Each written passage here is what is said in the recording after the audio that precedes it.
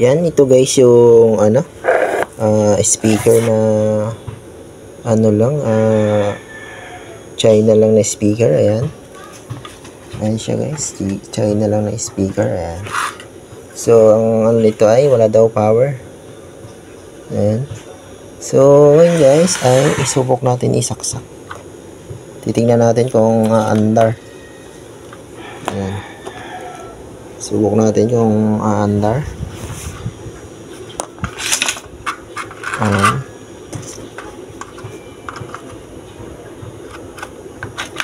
Ayan guys, nasaksak na. Bago subukan natin i-on. So, ayan guys. Walang power. Hindi siya mag-power.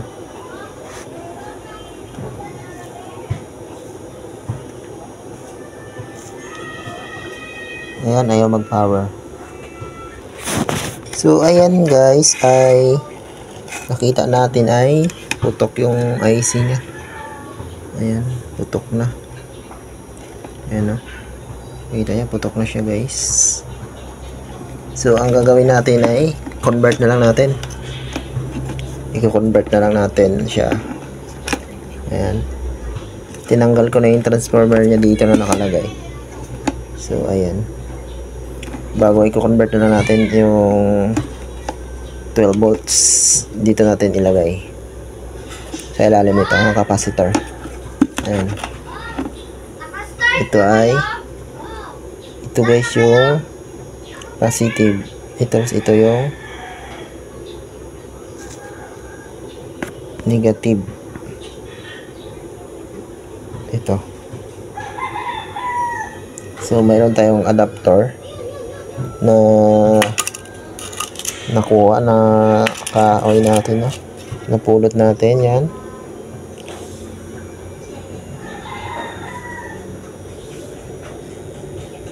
$12 volts to guys. 12 volts na adapter. Yung sa guys, yung sa mga resibo. Yan. Ikukunik natin dito. Yan. Ngayon guys ay hanapin muna natin yung yung positive niya. Positive, negative. Yan, sasaksak natin kung okay ba to. Ayan.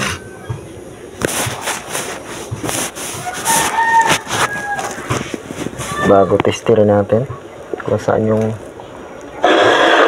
positive, negative niya.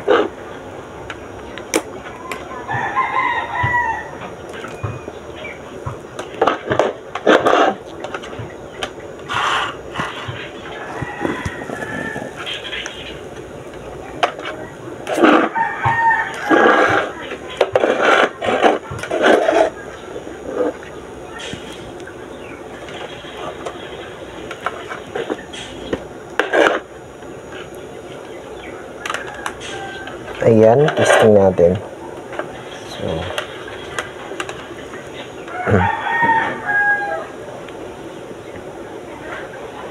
So ayan, okay pa guys. Yeah, okay pa, pumapalo pa yung tester. Medyo malabo na yung tester natin, luma na. Ayan, ibig sabihin okay. Ayan, ito yung positive. So dapat pag binaligtad ko yun guys, yung ng tester, baligtad din yan yung niya. Yung palo ng tester, baligtad. So ito ang positive guys. Ayan. Yan. Nice to guys. Subukan natin ihinang dito kung aanda. Subukan natin ihinang dito guys. Ayan. Dito. Sa ilalim ng capacitor na to. So, pag nag-convert kayo guys yung transformer dito, tanggalin nyo. Yung tanggalin nyo dyan. So, kasi pag kung na-convert nyo, pag shorted yung transformer, hindi na-andar. Kailangan tanggalin nyo na kakabit dito. So, ayan. Dito natin kakabit. So, sa capacitor na to.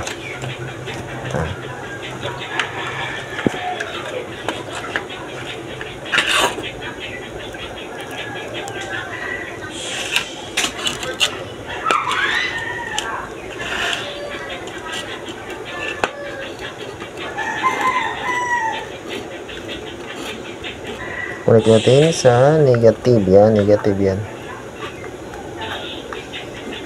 Yan, negative. Bago. Yan, negative yan guys, no? Negative. Yan, kasi ano, yung basehan ng negative, ayan.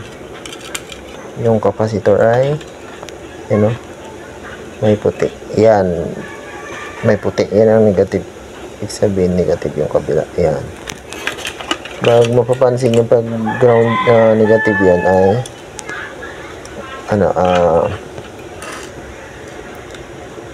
ano siya, ayun, yan na guys, oh. Malapad yung ano niya, yung board niya na yan hanggang dito.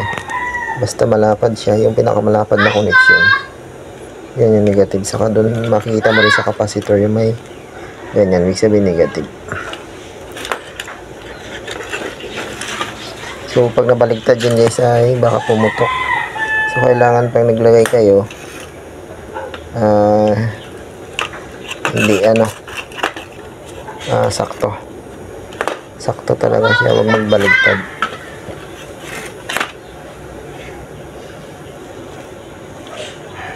Ayusin ko lang pagkalagay nito.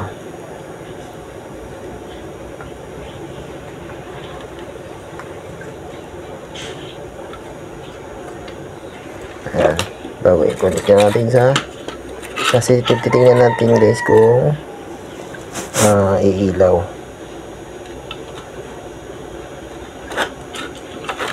Hirap anahin, ang hirap ilagay. Ayan, nakunik na natin guys. Ayan, sa ilalim ng capacitor sa secondary. Yan guys. Ayan, saksak natin guys. Ayan. So ito guys ay hindi naman delikado kasi 12 volts na to siya, hindi na siya makulit at hawakan mo.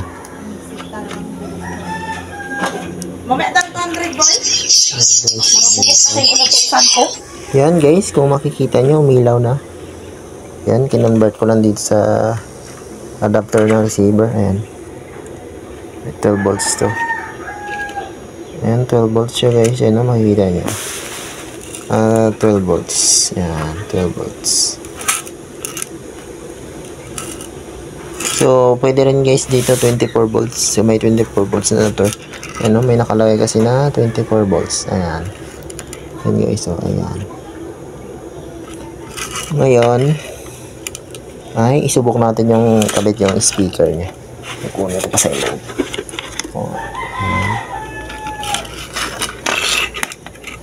Connect natin dito guys, no? Saksakan ng speaker. So, hindi pa ito final guys. Igagawin pa natin ng parang i-convert. Ayan. Bago saksak natin. The Bluetooth device is ready to pair. So, ayan guys. Umandar siya. Ayan. Okay na.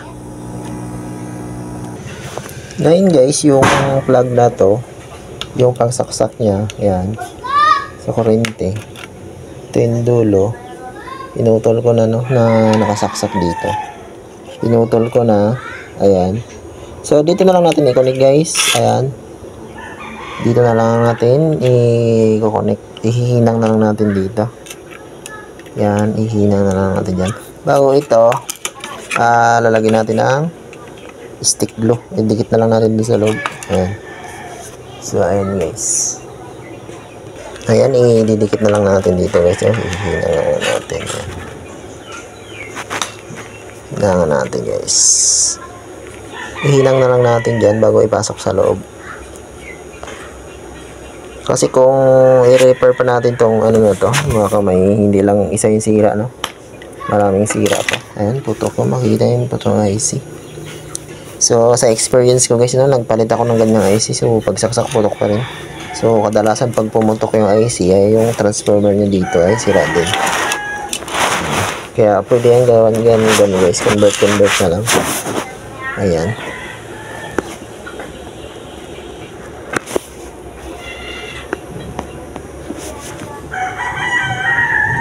Hinangan na lang natin.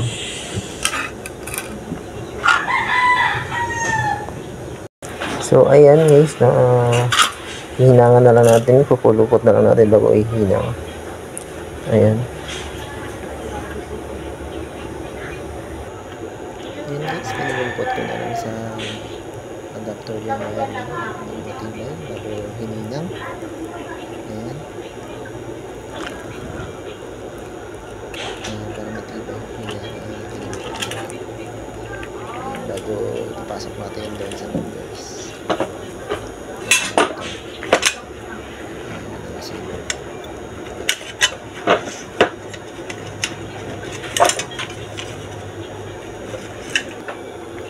Ayan guys, tapos nilagyan natin ng stick glue para tumibay ito yung wire na hinap natin. Papuntang kurente. Patuluan natin ng stick glue para hindi matanggal basta-basta. Kabilaan guys, lagyan natin.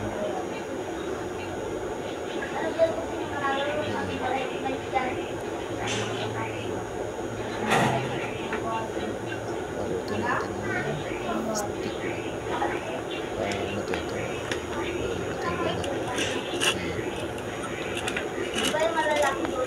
Matibay na.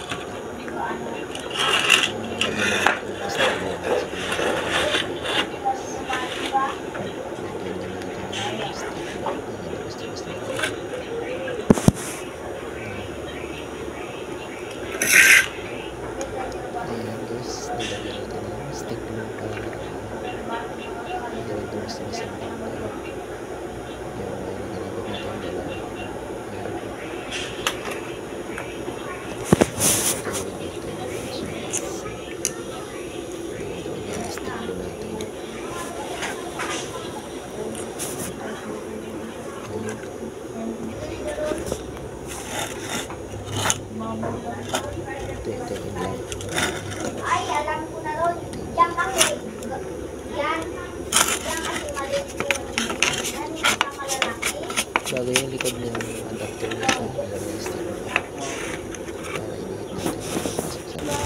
Yan guys, no? Lalagyan na natin ng stick glue yung ilalim nito. Para hindi gumalaw dun sa loob. Dumikit siya. Yan. Dikitan natin. So, pag natuyo to, matibay na. Yan guys. Para madumikit doon sa loob. Yan. Yan, ipapasok natin guys. Yan. Papasok natin sa loob. Papasok natin.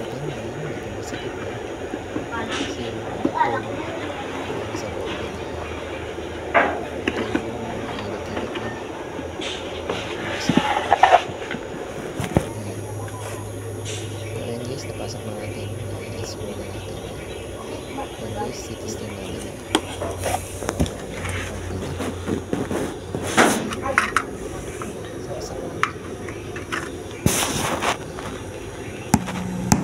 The Bluetooth device is ready. So, ayun siya guys. Okay na.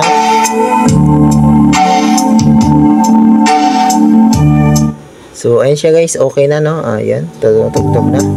Ganun lang guys. Pag, wala kayo makitang pamalit. So, convert nyo na lang. May makita kayong receiver na hindi ginagamit. Yung adapter. Convert nyo na lang. Pwede yan guys. Kundi dito nyo ilagay guys. Oh. Ayan. Pwede rin dito guys. Pero mas maganda doon sa loob na. Para wala nang saksak no. Ito na lang. Para walang pinagbago. Ayan.